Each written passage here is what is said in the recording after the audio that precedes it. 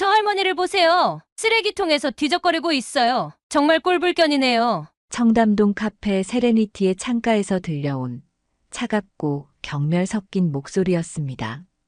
그 말을 들은 순간 오보키는 잠시 손을 멈추었지만 고개를 들지는 않았어요.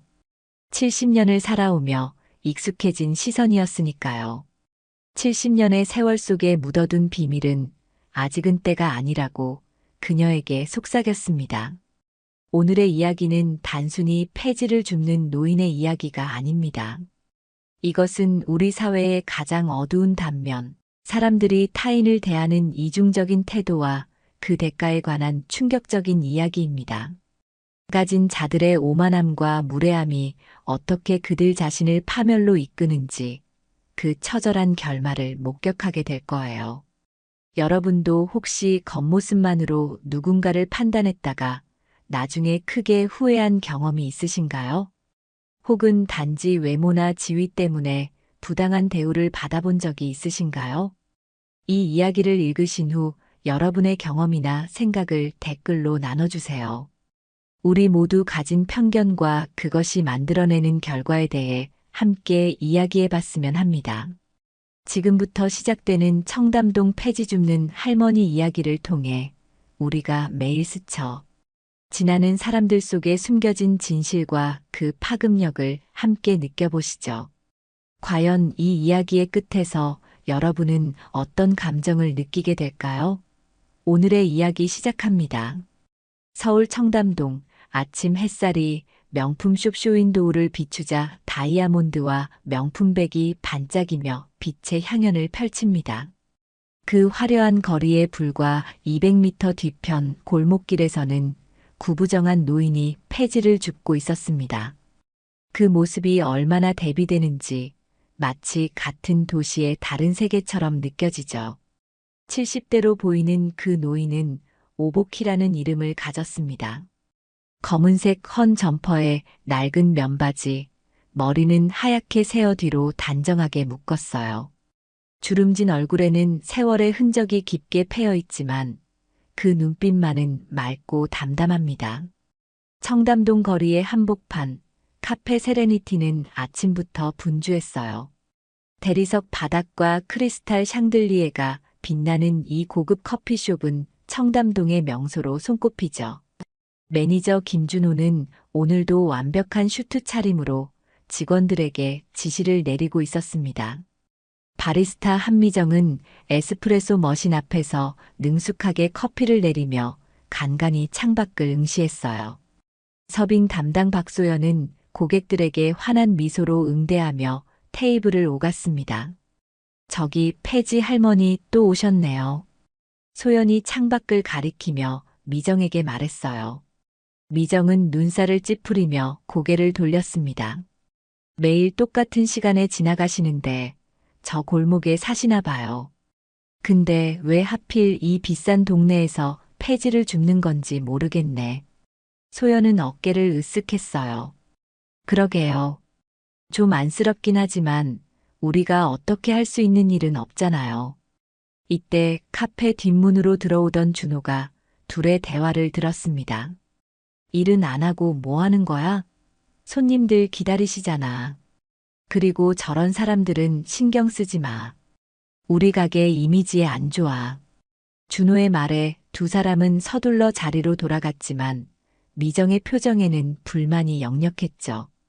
이 비싼 동네에 저런 사람들이 돌아다니는 것 자체가 이상해. 구청에서 관리 좀 제대로 했으면. 보키는 매일 아침 6시에 일어나 작은 원룸에서 간단히 아침을 챙겨 먹고 폐지를 줍기 시작했어요. 10년째 같은 루트로 돌며 폐지를 모았습니다. 그녀에게는 나름의 원칙이 있었죠. 남의 것을 함부로 가져가지 않고 항상 깔끔하게 정리하며 누구에게도 피해를 주지 않는 것. 거리를 지나는 사람들이 던지는 동정 어린 시선이나 때로는 경멸 어린 눈초리도 보키는 그저 담담히 받아들였습니다. 카페 세레니티의 뒷골목을 지나가던 보키는 잠시 그 화려한 건물을 올려다보았어요. 창문 너머로 바쁘게 움직이는 젊은이들과 우아하게 커피를 마시는 사람들이 보였습니다. 순간 미정과 눈이 마주쳤지만 미정은 재빨리 시선을 돌렸죠. 복희는 미소를 지으며 다시 고개를 숙여 자신의 일을 계속했어요. 한 번은 소연이 퇴근길에 복희와 마주친 적이 있었습니다. 버스 정류장에서 기다리고 있던 복희에게 무심코 시선이 갔을 때 복희가 먼저 고개를 숙여 인사를 했어요. 당황한 소연은 어색하게 고개를 끄덕이고 재빨리 다른 곳으로 시선을 돌렸습니다. 그 순간 소연의 마음 한구석이 불편했지만 곧 그 감정을 지워버렸죠. 카페에서는 준호의 지시 아래 직원들이 복희가 가게 주변에 오래 머물지 않도록 은근히 견제했어요. 손님들이 불편해하실 수 있으니까 준호는 항상 그렇게 말했습니다. 한 번은 복희가 카페 옆 벤치에 잠시 앉아 쉬고 있을 때 준호가 직접 나가 여기는 손님 전용이니 다른 곳으로 가주세요라고 말한 적도 있었어요. 그때 복희는 아무 말 없이 일어나 자리를 떠났습니다. 화내지도 항의하지도 않았죠. 단지 조용히 미소를 지으며 고개를 숙여 인사하고 자리를 떠났을 뿐이었습니다. 그 모습에 준호조차 잠시 당황했지만 곧 내가 옳은 일을 한 거야라고 스스로를 납득시켰죠. 그렇게 청담동의 화려한 거리와 그 뒤편의 작은 골목을 오가는 복희의 일상은 계속되었어요. 누구도 그녀의 진짜 모습을 보려 하지 않았고 복희 또한 자신을 드러내려 하지 않았습니다. 사람들은 그저 낡은 옷을 입고 폐지를 줍는 초라한 노인으로만 복희를 판단했죠. 하지만 인생이란 예상치 못한 방향으로 흘러가기 마련입니다. 그리고 그 변화의 시작은 늘 작은 사건에서 비롯되는 법이죠. 아침부터 카페 세레니티는 평소보다 더 분주했습니다. 근처 기업의 중요한 미팅이 예약되어 있었고 바쁜 출근길 사람들도 평소보다 많았어요. 바리스타 한미정은 벌써 2시간째 쉬지 않고 커피를 내리고 있었습니다. 그녀의 이마에는 땀방울이 맺혔고 눈 밑의 다크서클은 지난밤 충분히 잠을 이루지 못했음을 말해주었죠. 미정 씨, 라테 2잔 더 빨리 준비해 주세요. 매니저 준호가 카운터 너머로 소리쳤어요. 미정은 입술을 깨물며 고개를 끄덕였습니다. 손은 빠르게 움직였지만 마음은 이미 한계에 도달해 있었어요. 지난주부터 이어진 무리한 스케줄에 몸은 피로했고 남자친구와의 헤어짐은 그녀의 마음에 상처를 남겼습니다. 커피를 내리는 손이 미세하게 떨렸죠. 바로 그때였어요. 커피숍 문이 열리고 고급스러운 정장을 입은 여성 손님이 들어왔습니다. 미정이 방금 준비한 라테를 건네려는 순간 손님은 한 모금 마시고는 찌푸린 얼굴로 카운터로 다가왔어요. 이게 라테예요? 너무 뜨겁고 우유 비율도 맞지 않네요. 다시 만들어주세요. 손님의 말투는 차갑고 거만했습니다. 미정은 억지로 미소를 지으며 고개를 숙였어요. 죄송합니다. 바로 새로 준비해드리겠습니다. 빨리요. 회의에 늦었거든요. 손님은 시계를 보며 재촉했습니다. 미정의 손이 더 빠르게 움직였지만 마음속 분노는 점점 커져갔어요. 다시 만든 라테를 건넸을 때 손님은 한 번 더 맛을 보고는 여전히 불만족스러운 표정을 지었습니다. 이것도 별로네요. 그냥 됐어요. 환불해 주세요. 손님은 차갑게 말했어요. 미정은 입술을 깨물며 환불 처리를 했습니다. 손님이 떠난 후 그녀의 눈에는 분노의 눈물이 고였죠. 왜 이런 일이 하필 오늘 일어나는 거야? 준호가 다가와 낮은 목소리로 말했어요. 고객 응대 좀 더 신경 써. 우리 가게 이미지가 손상될 수 있어. 미정은 대답 대신 고개를 끄덕였지만 속으로는 비명을 지르고 있었습니다. 이제 한계였어요. 누군가에게 분노를 표출하지 않으면 그녀는 정말 폭발할 것 같았죠. 그때 카페 뒷문 근처로 폐지를 줍던 오복희가 지나가고 있었습니다. 평소처럼 조용히 자신의 일을 하는 모습이 미정의 눈에 들어왔어요. 문득 그녀의 머릿속에 어떤 생각이 스쳤습니다. 저 할머니, 어차피 낡은 옷 입고 계시잖아. 미정은 손에 들고 있던 라테를 들고 뒷문으로 향했어요. 마치 우연인 것처럼 행동하며 문을 열었고 지나가던 복희와 우연히 부딪혔습니다. 따뜻한 커피가 복희의 낡은 점퍼와 바지에 쏟아졌어요. 아이고, 죄송합니다. 미정은 겉으로는 놀란 척했지만 속으로는 묘한 해방감을 느꼈습니다. 복희는 커피로 젖은 옷을 바라보다가 천천히 고개를 들어 미정을 바라봤어요. 예상과 달리 그 눈빛에는 분노나 원망이 아닌 차분한 이해가 담겨 있었습니다. 아니에요. 제가 조심했어야 했는데. 죄송합니다. 복희는 오히려 미정에게 고개를 숙여 인사했죠. 미정은 순간 당황했어요. 이런 반응은 예상하지 못했기 때문입니다. 본인이 사과를 받아야 할 상황인데 오히려 사과를 하다니. 그 순간 뒤에서 소연과 다른 직원들이 상황을 지켜보고 있었습니다. 괜찮으세요, 할머니? 소연이 다가와 물었지만 그 목소리에는 진심이 없었어요. 복희는 여전히 미소를 지으며 고개를 끄덕였습니다. 괜찮아요. 이 정도는 말끔히 씻으면 돼요. 그 모습을 지켜보던 미정과 다른 직원들은 서로 눈빛을 교환하며 쓴웃음을 지었어요. 저렇게 착한 척을 하다니. 미정의 마음속에서는 오히려 더 불편한 감정이 솟아올랐습니다. 복희는 아무 말 없이 자신의 카트를 끌고 그 자리를 떠났어요. 커피 자국이 선명한 옷을 입은 채로 여전히 담담하게 폐지를 모아갔습니다. 카페 창문을 통해 그 모습을 지켜보던 직원들은 각자의 생각에 잠겼죠. 저 할머니 참 이상해요. 화도 안 내고. 소연이 중얼거렸어요. 미정은 대답 없이 카운터로 돌아갔지만 마음속에는 이상한 감정이 자리 잡기 시작했습니다. 분노를 표출한 후에 해방감 대신 불편한 찝찝함이 그녀를 감쌌어요. 손에 묻은 커피를 닦으며 미정은 창밖을 바라보았습니다.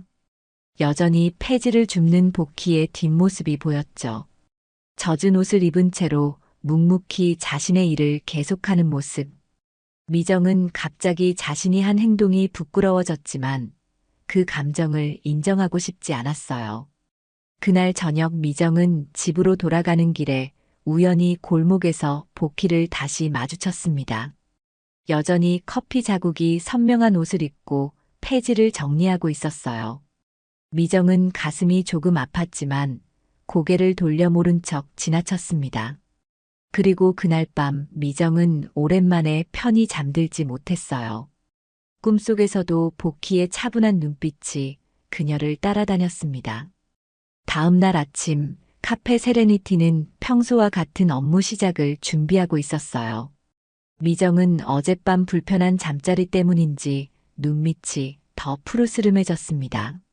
에스프레소 머신을 점검하며 간간히 창밖을 내다보았지만 오늘은 유독 폐지 할머니의 모습이 보이지 않았어요. 마음 한구석이 묘하게 불편했지만 미정은 그 감정을 애써 무시했습니다. 어제 그 할머니한테 너무했나? 미정이 혼잣말처럼 중얼거렸을 때 옆에서 소연이 그 말을 들었어요. 괜찮아요. 실수였잖아요. 소연은 위로하듯 말했지만 그 눈빛에는 약간의 비난이 담겨 있었습니다. 미정이 뭔가 대답하려 할 때 카페 문이 열리고 예상치 못한 손님들이 들어왔어요. 평소라면 반가웠을 고객이지만 이들의 표정은 심상치 않았습니다. 검은색 정장을 입은 남성 셋과 여성 둘 모두 비즈니스 가방을 들고 있었죠. 매니저를 불러주세요. 선두에 선 남성이 냉정한 목소리로 말했어요. 준호가 사무실에서 나와 그들을 맞이했습니다. 안녕하세요. 무슨 일로 오셨나요? 본사 임원진입니다. 긴급한 안건이 있어 방문했습니다. 그들 중 가장 나이 많아 보이는 남성이 말했어요. 준호의 얼굴이 순간 창백해졌습니다.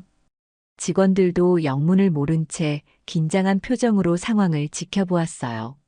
임원진은 준호를 사무실로 데리고 들어갔고 가게에는 묘한 침묵이 흘렀습니다. 약 10분 후 사무실 문이 열리고 준호가 나왔어요. 그의 얼굴은 하얗게 질려 있었고 손에는 서류 한 장을 들고 있었습니다. 다들 잠깐 모여봐.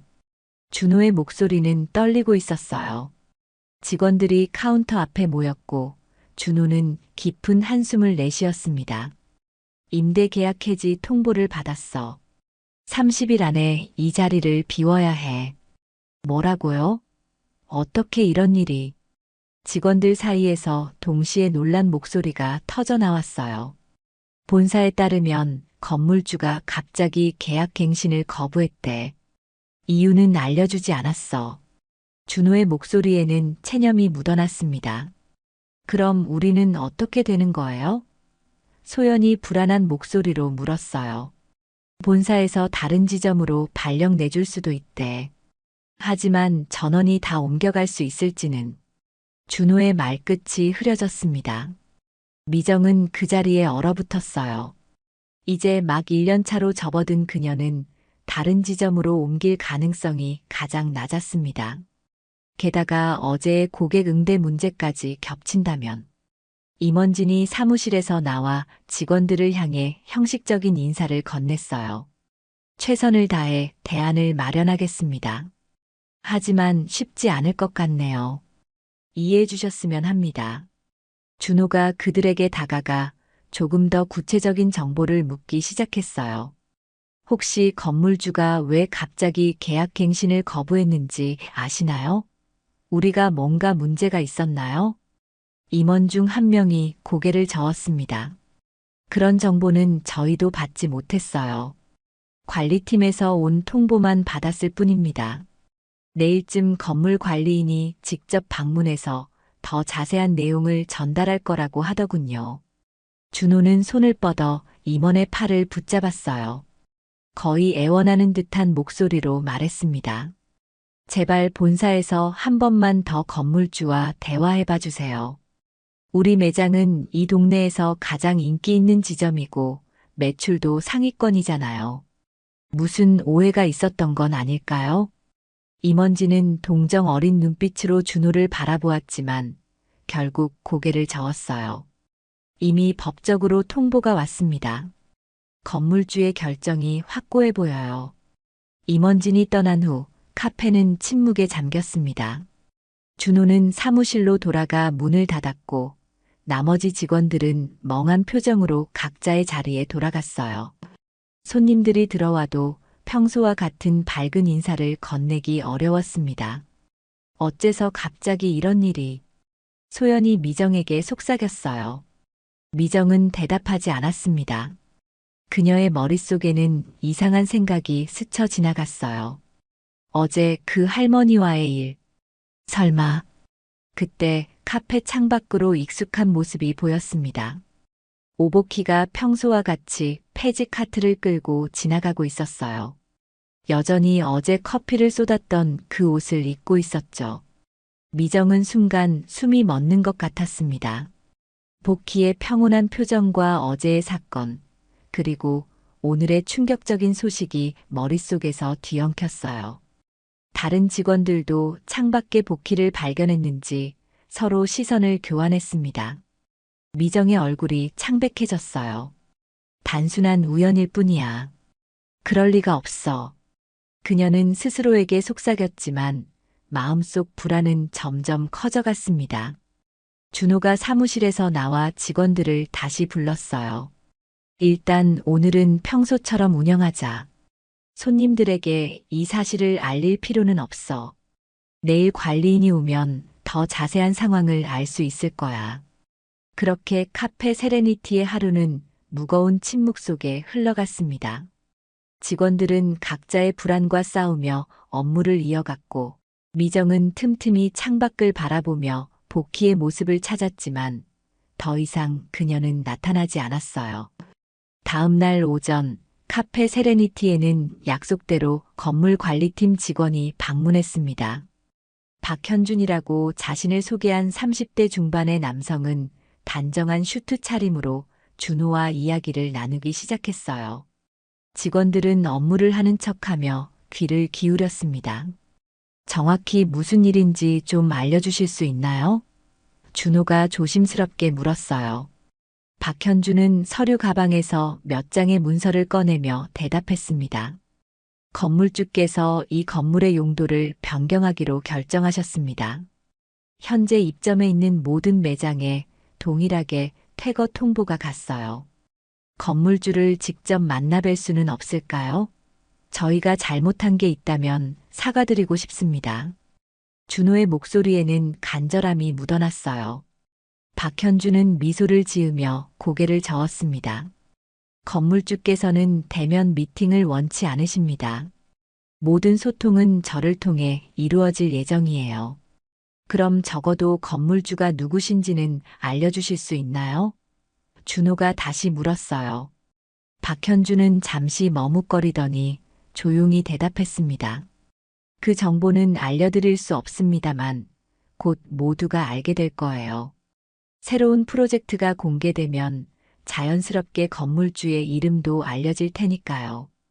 그 대화를 듣고 있던 미정은 갑자기 가슴이 철렁 내려앉는 느낌이 들었어요. 어제부터 그녀의 머릿속을 떠나지 않던 생각이 다시 고개를 들었습니다. 설마 그 할머니가. 하지만 곧 스스로를 다잡았어요. 말도 안 돼. 폐지 줍는 할머니가 이런 비싼 건물의 주인이라니. 박현준이 떠난 후 준호는 직원들을 모아 상황을 공유했습니다. 아무래도 이 건물 전체가 리모델링 될 모양이야. 우리뿐만 아니라 다른 매장들도 모두 나가야 한대. 그래도 건물주가 누군지는 알아봐야 하지 않을까요? 소연이 제안했어요. 혹시 우리가 모르는 문제가 있었던 건 아닐까요? 준호는 고개를 끄덕였습니다. 내가 알아볼게. 하지만 너무 기대는 하지 마. 청담동 땅은 대부분 재벌들이 소유하고 있어서 우리 같은 사람들이 쉽게 접근할 수 있는 사람들이 아니야. 그 말에 직원들의 표정이 더욱 어두워졌어요. 미정은 창밖을 바라보며 한숨을 쉬었습니다. 오늘도 똑같은 시간에 복희가 지나갈 터였죠. 그녀는 시계를 확인했어요. 아직 복희가 나타날 시간이 되지 않았습니다. 혹시 어제 제가 커피를 쏟았던 그 할머니 때문에 이런 일이 생긴 건 아닐까요? 미정이 조심스럽게 물었어요. 준호가 픽 웃었습니다. 미정 씨, 말도 안 되는 소리 하지 마. 폐지 줍는 할머니가 어떻게 청담동 건물주일 수 있겠어? 그래도 이상하잖아요. 제가 그 할머니한테 일부러 커피를 쏟았고 바로 다음 날 이런 일이 생겼다니. 미정의 목소리가 떨렸어요. 소연이 미정의 어깨를 토닥였습니다. 미정 씨, 너무 예민해진 것 같아요. 그냥 우연일 뿐이에요. 그런 생각하지 마세요. 하지만 미정의 불안은 쉽게 가라앉지 않았어요. 점심시간, 그녀는 잠시 시간을 내어 카페 주변을 서성거렸습니다. 혹시 복희를 마주치면 사과라도 해볼까 하는 마음이었죠. 하지만 평소 이 시간에 항상 지나다니던 복희의 모습은 보이지 않았어요. 오후가 되자 또 다른 소식이 들려왔습니다. 건물 내 다른 매장 직원들도 비슷한 생각을 하고 있다는 거였어요. 바로 옆 의류 매장 직원이 카페에 들러 이야기를 나누었습니다. 혹시 그 폐지 할머니 알아요? 매일 이 근처에 다니시는 그 직원이 물었어요. 미정의 심장이 빠르게 뛰기 시작했습니다. 네, 알아요. 왜요? 저희 매니저가 그러는데 이 근처 다른 건물도 비슷한 통보를 받았대요. 그리고 그 건물들 앞에도 항상 그 할머니가 지나다니셨다고. 직원의 말에 카페 직원들의 표정이 굳어졌어요. 준호가 고개를 절레절레 흔들었습니다. 말도 안 되는 소리야. 그냥 우연일 뿐이야. 하지만 그의 목소리에도 의심이 묻어났죠. 미정은 창밖으로 시선을 돌렸습니다. 그리고 바로 그때 평소보다 늦은 시간이었지만 복희가 폐지 카트를 끌고 지나가는 모습이 보였어요. 여전히 그 커피 자국이 남은 옷을 입고 있었습니다. 미정은 순간 숨을 멈췄어요. 복희의 걸음이 평소와 다르게 느껴졌습니다. 좀 더 당당하고 의도가 있는 것처럼 보였죠. 그리고 복희가 잠시 카페 쪽을 바라보았을 때 그 눈빛에 미정은 몸이 떨려왔어요. 평소의 온화한 미소가 아닌 뭔가 알 수 없는 의미가 담긴 시선이었습니다. 저기 봐요, 할머니가. 미정이 손가락으로 가리키자 다른 직원들도 창가로 모여들었어요. 그들이 지켜보는 가운데 복희는 천천히 카페 앞을 지나쳤습니다. 그리고 건물 입구에서 그들이 아침에 만났던 박현준과 마주쳤어요. 직원들은 놀라움에 입을 다물지 못했습니다. 박현준이 공손하게 고개를 숙여 인사하는 모습이 선명하게 보였기 때문이죠. 설마. 소연의 목소리가 떨렸어요. 미정은 말없이 그 광경을 지켜보았습니다. 이제 그녀의 마음속에는 의심보다 확신이 자리 잡기 시작했어요. 다음 날 아침 카페 세레니티의 문을 열기도 전에 박현준이 다시 찾아왔습니다.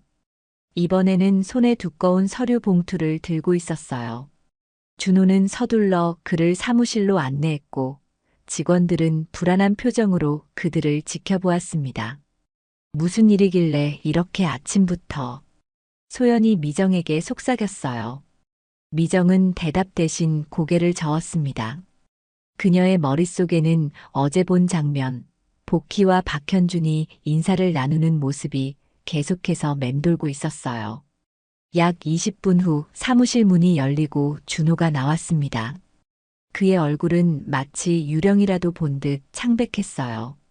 손에는 여러 장의 서류를 들고 있었고 그의 눈에는 믿기지 않는다는 표정이 역력했습니다. 다들 잠깐 모여봐. 준호의 목소리는 평소와 달리 작고 떨렸어요.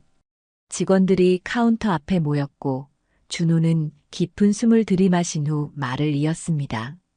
방금 건물주에 대한 정보를 받았어. 누구신데요? 소연이 조심스럽게 물었어요. 준호는 손에 든 서류를 내려다보며 대답했습니다. 오복희 라는 분이야. 순간 카페 안에 침묵이 흘렀어요.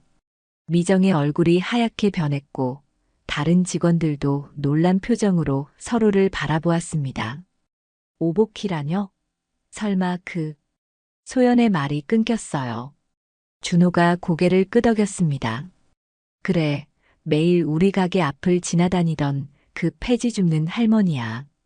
미정은 그 자리에 그대로 얼어붙었어요. 그녀의 머릿속에는 자신이 일부러 복희에게 커피를 쏟았던 그 순간이 선명하게 떠올랐습니다. 가슴이 철렁 내려앉는 느낌이었어요. 그게 말이 돼요? 어떻게 폐지를 줍는 할머니가 청담동 건물주일 수 있죠? 한 직원이 믿기지 않는다는 듯 물었어요. 준호는 서류를 펼쳐 보였습니다. 이게 사실이야. 오복희 할머니는 청담동의 여러 건물을 소유한 부동산 재벌이셔. 단지 아무도 몰랐을 뿐이지. 근데 왜 그런 분이 폐지를 줍고 다니신 거죠? 소연이 혼란스러운 표정으로 물었어요. 준호는 고개를 저었습니다. 그건 나도 모르겠어. 박 씨도 정확히 알지 못한데. 다만 복희 할머니가 평소에 검소한 생활을 좋아하시고 자신의 부를 드러내지 않는 분이라고 하더라. 직원들 사이에서 술렁임이 일었어요. 미정은 여전히 충격에서 벗어나지 못한 채 창밖을 바라보았습니다. 복희가 지나갈 시간이었지만 오늘은 그녀의 모습이 보이지 않았어요. 그럼 계약 해지도. 소연이 말을 이었어요. 그래, 복희 할머니의 결정이야. 준호가 대답했습니다. 박 씨 말로는 할머니가 이 건물을 완전히 다른 용도로 사용할 계획이라고 해. 미정의 가슴이 더욱 무거워졌어요. 내가 저지른 일 때문에 이런 일이 벌어진 거야? 생각하니 숨이 막혀왔습니다. 우리는 겉모습만 보고 사람을 판단했구나. 소연이 작은 목소리로 중얼거렸어요. 그 말에 모두가 묵묵히 고개를 끄덕였습니다. 미정은 손이 떨리는 것을 느꼈어요. 그녀는 무의식적으로 자신의 행동을 돌아보기 시작했습니다. 그동안 얼마나 많은 사람들을 겉모습만으로 판단하고 무시했는지, 특히 복희에게 얼마나 무례하게 굴었는지. 그래서 우리는 어떻게 되는 거예요? 한 직원이 준호에게 물었어요. 준호는 한숨을 쉬었습니다. 일단 통보받은 대로 30일 안에 가게를 비워야 해. 본사에서 다른 지점으로 발령 가능한 직원들은 최대한 배치해준다고 했어. 그럼 저는 미정이 작은 목소리로 물었어요. 준호는 미정을 바라보았습니다. 그의 눈빛에는 비난이 담겨 있었어요. 글쎄, 미정 씨는 입사한 지 얼마 안 됐잖아. 게다가 최근 고객 응대 문제도 있었고, 복희 할머니에게 일부러 커피를 쏟기도 했고, 미정의 얼굴이 붉어졌어요. 다른 직원들도 그녀를 바라보는 시선이 달라졌습니다. 마치 모든 일의 원인이 미정에게 있다는 듯한 눈빛이었죠. 저는 그저 미정이 변명하려 했지만 목소리가 나오지 않았어요. 어쨌든 이제 와서 후회해도 소용없어. 준호가 단호하게 말했습니다.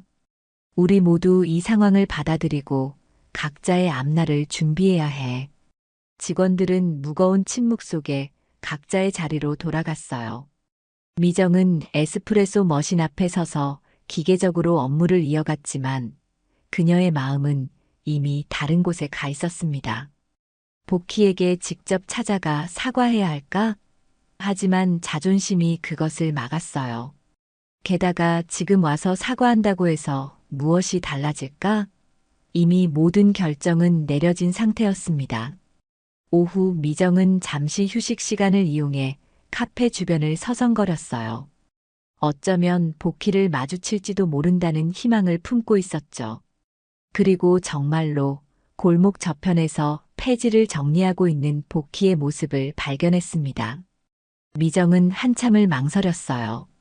복희에게 다가가 모든 것을 털어놓고 싶었지만 차마 발걸음이 떨어지지 않았습니다. 그렇게 멀리서 바라보기만 하다가 결국 카페로 돌아왔어요. 그날 밤 미정은 다시 한번 편히 잠들지 못했습니다. 일주일이 지나고 카페 세레니티에는 공식적인 폐업 공지문이 붙었어요. 앞으로 3주 후면 이 자리에 새로운 무언가가 들어선다는 내용이었습니다. 준호는 이미 본사에서 다른 지점으로 발령받았고 소연을 비롯한 몇몇 직원들도 새로운 일자리를 찾아 떠났어요. 미정을 포함한 나머지 직원들은 마지막 날까지 가게를 지키며 점점 줄어드는 손님들을 응대했습니다. 미정은 날이 갈수록 더욱 고립되어 갔어요. 다른 직원들은 그녀를 피했고 일부는 노골적으로 미정 때문에 이런 일이 생겼다고 말하기도 했습니다. 준호가 떠나기 전 남긴 말도 그녀의 마음을 무겁게 했어요. 다음부터는 사람을 겉모습으로 판단하지 말게. 특히 이런 동네에서는. 준호의 마지막 충고였죠. 미정은 여러 곳에 이력서를 넣었지만 연달아 거절당했습니다. 준호가 그녀에 대해 좋지 않은 평가를 남겼을 가능성이 높았어요. 게다가 청담동 건물주에게 무례를 저질러 가게가 문을 닫게 했다는 소문까지 퍼지기 시작했습니다. 그날 저녁 미정은 반쯤 비워진 카페에 홀로 남아 마감 준비를 하고 있었어요. 다른 직원들은 이미 퇴근한 상태였죠. 창밖으로 비가 내리기 시작했고 청담동의 화려한 네온 사인들이 빗물에 번져 보였습니다. 미정은 문득 창가에 서서 밖을 바라보았어요. 그리고 그때 우산도 없이 비를 맞으며 폐지를 정리하는 복희의 모습이 눈에 들어왔습니다. 순간 가슴이 아팠어요. 그 나이에 그것도 부유한 건물주임에도 불구하고 왜 저런 일을 계속하는 걸까? 미정은 충동적으로 우산을 집어들고 밖으로 나갔습니다. 복희에게 다가가 우산을 씌워주려 했지만 다시 한번 용기가 나지 않았어요. 결국 골목 모퉁이에 숨어 복희를 지켜보기만 했습니다. 복희는 비를 맞으면서도 묵묵히 자신의 일을 계속했어요. 그런데 놀랍게도 지나가는 사람들의 태도가 달라졌다는 것을 미정은 발견했습니다. 전에는 복희를 무시하거나 피하던 사람들이 이제는 공손하게 인사를 건네고 심지어 일부는 도움을 제공하기도 했어요. 소문이 퍼진 모양이구나. 미정은 생각했습니다. 복희의 진짜 정체가 알려지면서 사람들의 태도가 변한 거죠. 이 광경을 보며 미정의 마음은 더욱 무거워졌어요. 사람들은 결국 겉모습이 아닌 사회적 지위와 재산을 보고 대우한다는 사실이 너무나 명백했습니다. 카페로 돌아온 미정은 마감을 마치고 집으로 향했어요. 빗속을 걸으며 그녀는 지난 날들을 되돌아보았습니다. 어떻게 자신이 그토록 무례하고 이기적일 수 있었는지, 왜 그렇게 행동했는지. 다음 날 아침 미정은 평소보다 일찍 카페에 도착했어요. 오늘은 몇 안 남은 근무일 중 하나였습니다. 커피 원두와 우유를 정리하며 그녀는 창밖을 내다보았어요. 평소 이 시간이면 복희가 지나갈 터였지만 오늘도 그 모습은 보이지 않았습니다. 오전 내내 손님은 거의 없었어요. 폐업 소식이 알려지며 단골들도 하나둘씩 발길을 끊었죠. 미정은 한가한 시간을 이용해 인터넷으로 오복희라는 인물에 대해 검색해 보았습니다. 놀랍게도 꽤 많은 정보가 나왔어요. 청담동에 숨겨진 재벌, 오복희. 기사 제목이 그녀의 눈에 들어왔습니다. 기사에 따르면 복희는 30년 전 작은 부동산으로 시작해 차근차근 자산을 불려온 인물이었어요. 남편과 사별 후 홀로 사업을 일구었고 청담동이 개발되기 전부터 이 지역의 땅을 사들였다고 했습니다. 그녀의 재산은 1,000억 원이 넘는 것으로 추정된다는 내용도 있었어요. 하지만 정작 복희는 화려한 생활과는 거리가 멀었습니다. 여전히 소박하게 살며 매일 아침 폐지를 줍는 일을 게을리하지 않았죠. 한 인터뷰에서 그녀는 버려지는 것들의 가치를 부여하는 일이라며 폐지 수집을 계속하는 이유를 설명했다고 해요. 미정은 기사를 읽으며 점점 더 자신의 행동이 부끄러워졌습니다. 단지 겉모습만 보고 사람을 판단하고 심지어 무례하게 대했다는 사실이 견딜 수 없이 고통스러웠어요. 그날 오후 미정이 쉬는 시간에 카페 앞을 서성이고 있을 때 우연히 소연을 마주쳤습니다. 소연은 이미 새 직장을 구한 상태였어요. 어떻게 지내? 소연이 조심스럽게 물었습니다. 미정은 억지로 미소를 지었어요. 그냥 그래. 아직 새 일자리는 못 구했어. 소연은 잠시 망설이다 말을 이었습니다. 저기, 복희 할머니한테 사과라도 해볼 생각은 없어? 미정의 표정이 굳어졌어요. 생각은 해봤지만 지금 와서 무슨 소용이겠어? 그래도 마음이 좀 편해질지도 몰라. 소연이 조언했습니다. 할머니 사시는 곳은 알아봤어? 미정은 고개를 저었어요. 아니, 어디 사시는지 몰라. 소연은 잠시 생각하더니 종이 한 장을 꺼내 주소를 적어주었습니다. 여기야. 내가 준호 오빠한테 들었어. 미정은 놀란 표정으로 소연을 바라보았어요. 왜 이런 걸? 그냥 내가 너무 힘들어 보여서. 소연이 작게 미소 지었습니다. 모두가 너를 탓하는 건 아니야, 미정아. 그 말에 미정의 눈에 눈물이 고였어요. 그동안 얼마나 외롭고 힘들었는지 그제야 실감이 났습니다. 고마워. 미정이 작은 목소리로 말했어요. 소연은 가볍게 미정의 어깨를 토닥이고 자리를 떠났습니다. 미정은 손에 쥔 주소를 바라보며 깊은 생각에 잠겼어요. 과연 자신이 복희를 찾아가 사과할 용기가 있을까? 그리고 그 사과가 받아들여질까? 닷새 후 미정은 마침내 결심을 굳혔습니다. 오늘은 카페 세레니티의 마지막 영업일이었어요. 내일이면 모든 것이 철거되고 이 공간은 새로운 모습으로 변할 예정이었죠. 미정은 소연에게 받은 주소를 확인하고 퇴근 후 그곳으로 향했습니다. 주소지는 청담동에서 그리 멀지 않은 한적한 주택가였어요. 미정은 복희가 호화로운 저택에 살 거라 예상했지만 그곳은 의외로 소박한 2층 양옥집이었습니다. 정원은 깔끔하게 정돈되어 있었고 작은 화단에는 계절 꽃들이 피어 있었어요. 미정은 한참을 문 앞에서 망설였습니다. 여러 번 초인종을 누르려다 말았죠. 내가 이러고 있을 자격이 있을까? 하는 생각이 그녀를 괴롭혔어요. 하지만 결국 용기를 내어 초인종을 눌렀습니다. 잠시 후 문이 열리고 복희가 나타났어요. 집에서의 복희는 폐지를 줍던 모습과는 조금 달랐습니다. 단정한 평상복을 입고 있었고 머리는 깔끔하게 빗어 올렸어요. 하지만 그 눈빛만은 미정이 기억하던 그대로였습니다. 안녕하세요. 미정의 목소리가 떨렸어요. 복희는 잠시 미정을 바라보다가 천천히 고개를 끄덕였습니다. 카페 직원이죠? 미정은 놀랐어요. 복희가 자신을 기억하고 있다는 사실이 의외였죠. 네. 한미정이라고 합니다. 혹시 시간이 괜찮으시다면 잠시 이야기 나눌 수 있을까요? 복희는 문을 더 활짝 열고 미정을 안으로 초대했어요. 들어오세요. 집안은 소박하지만 따뜻한 분위기였습니다. 오래된 가구들이 정갈하게 놓여 있었고 벽에는 몇 장의 가족 사진이 걸려 있었어요. 복희는 미정을 거실로 안내하고 차를 대접했습니다. 무슨 일로 오셨나요? 복희가 차분한 목소리로 물었어요. 미정은 손에 든 찻잔을 내려놓고 깊은 숨을 들이마셨습니다. 사과드리러 왔어요. 제가 그날 일부러 커피를 쏟았던 것. 정말 죄송합니다. 복희의 표정은 변함없이 담담했어요.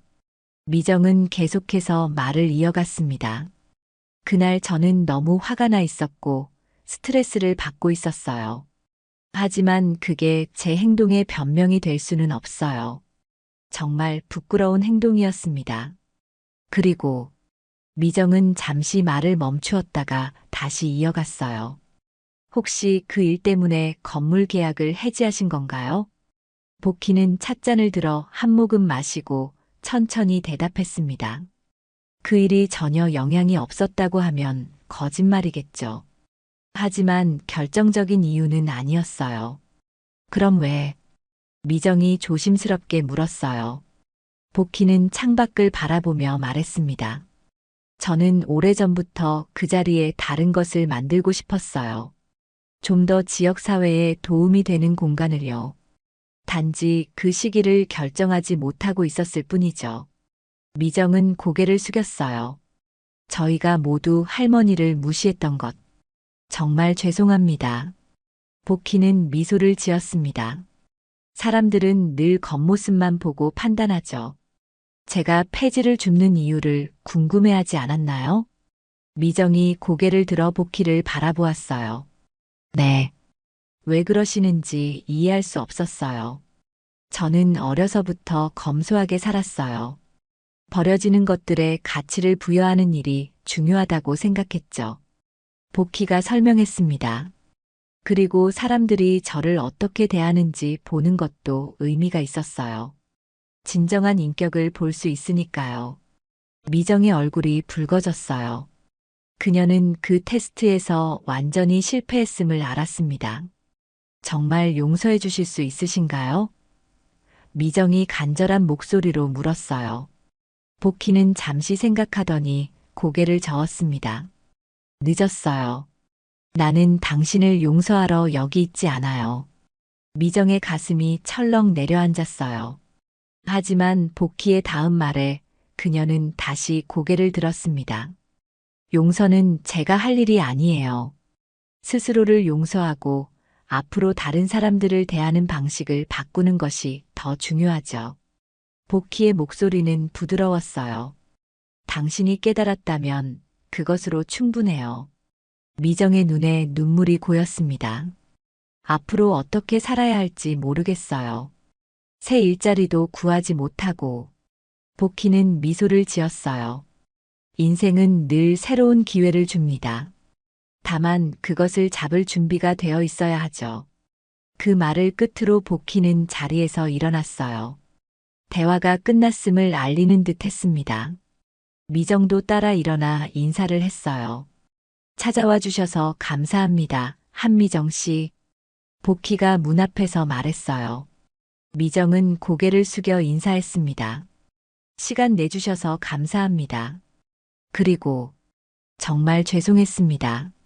집을 나오는 길 미정은 어쩐지 마음이 가벼워진 것을 느꼈어요. 완전한 용서를 받지는 못했지만 중요한 무언가를 깨달은 것 같았습니다. 그리고 집 앞거리에서 미정은 놀라운 광경을 목격했어요. 지나가는 사람들이 복희의 집 앞을 지날 때 공손하게 인사를 건네는 모습이었습니다. 예전에는 폐지 줍는 할머니로만 보았던 사람들이 이제는 존경을 담아 그녀를 대하고 있었죠. 3개월 후 청담동의 봄 햇살이 따스했습니다. 예전 카페 세레니티가 있던 자리에는 이제 복희네 책방이라는 작은 서점 겸 카페가 들어섰어요.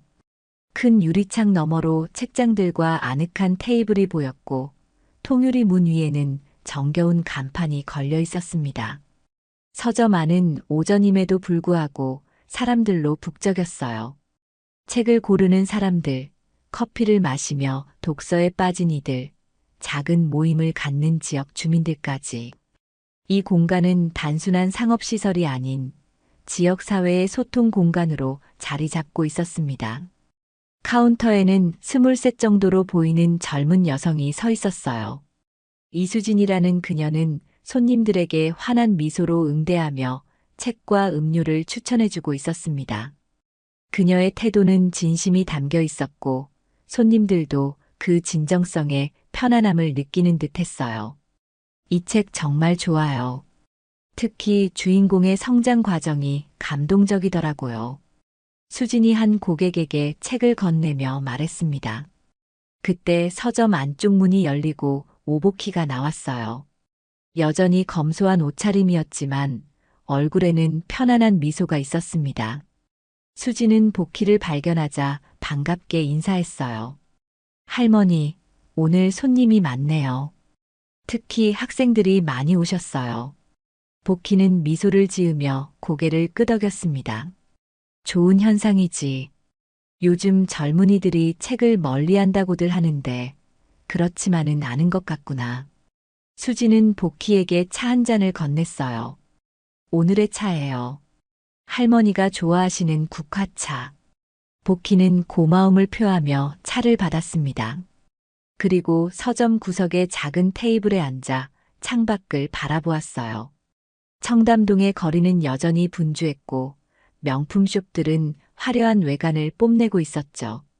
하지만 복희의 시선은 그런 화려함이 아닌 거리를 오가는 사람들의 표정에 머물렀습니다.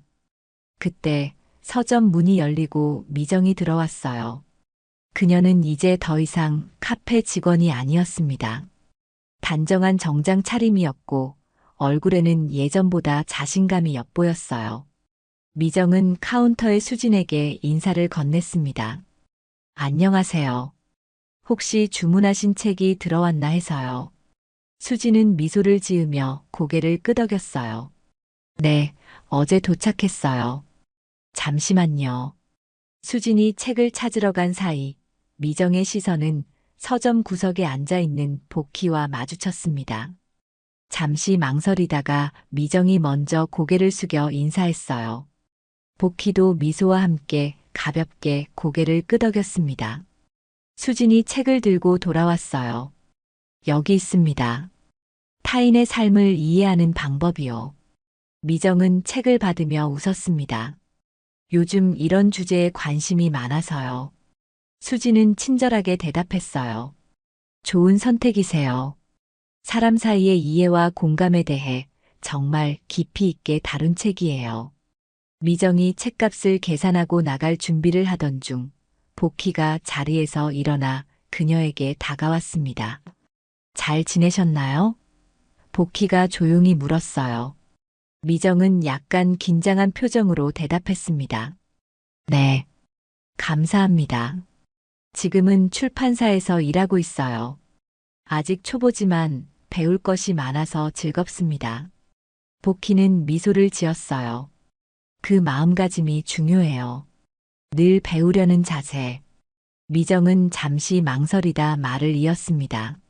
할머니께서 제게 큰 가르침을 주셨어요. 정말 감사드립니다. 복희는 부드럽게 고개를 저었어요. 제가 준 것은 없어요. 스스로 깨달은 거죠. 미정은 마지막으로 한 번 더 고개를 숙여 인사하고 서점을 나갔습니다. 복희는 창가로 돌아가 그녀가 거리를 걸어가는 모습을 지켜보았어요. 예전과는 다른 걸음걸이, 다른 표정이었습니다. 저분도 단골이세요? 수진이 옆에서 물었어요. 복희는 미소를 지으며 대답했습니다. 그래, 오래된 인연이지. 오후 복희는 여전히 자신의 일상을 유지했어요. 서점 문을 나서 평소처럼 폐지를 모으기 위해 골목을 돌았습니다. 하지만 이제 사람들의 태도는 완전히 달랐어요. 지나가는 이들이 공손하게 인사를 건네고 가게 주인들은 직접 정리해둔 폐지를 내어주었습니다. 복희는 이런 변화를 담담히 받아들였어요. 그녀에게 중요한 것은 겉으로 보이는 대우가 아니라 사람들의 진심이었으니까요. 복희는 여전히 검소한 삶을 살았고 자신의 부를 드러내지 않았습니다. 다만 이제는 복희네 책방을 통해 지역사회에 좀 더 직접적인 방식으로 기여하고 있었죠. 해가 저물기 시작할 때 복희는 폐지 카트를 끌고 집으로 향했어요. 길을 걷던 중 그녀는 벤치에 앉아 있는 수진을 발견했습니다. 퇴근 후 잠시 휴식을 취하고 있던 모양이었죠. 할머니, 오늘도 수고 많으셨어요. 수진이 일어나 복희의 카트를 함께 밀어주었어요. 복희는 미소를 지으며 수진의 손을 토닥였습니다. 고마워, 수진아. 너도 오늘 하루 수고했어. 두 사람은 나란히 걸으며 일상의 소소한 대화를 나누었어요. 수진은 복희가 처음 면접 봤을 때부터 특별한 신뢰를 보내준 것에 늘 감사했습니다. 그리고 복희는 수진의 진심 어린 태도와 따뜻한 마음씨를 높이 평가했죠. 집 앞에 도착했을 때 복희는 문득 청담동의 밤하늘을 올려다보았어요. 화려한 네온사인과 고층 빌딩 불빛 사이로 희미하게 별들이 보였습니다. 세상은 겉모습만으로는 알 수 없는 것들로 가득 차 있단다. 복희가 작은 목소리로 말했어요. 수지는 고개를 끄덕이며 복희의 말에 귀 기울였습니다. 그리고 그날 밤 청담동의 조용한 주택가에서 폐지를 줍는 할머니의 이야기는 또 다른 방향으로 이어져 갔어요. 사람들의 진심이 변한 세상, 그리고 그 변화 속에서 자신의 가치를 지켜나가는 한 사람의 담담한 일상으로.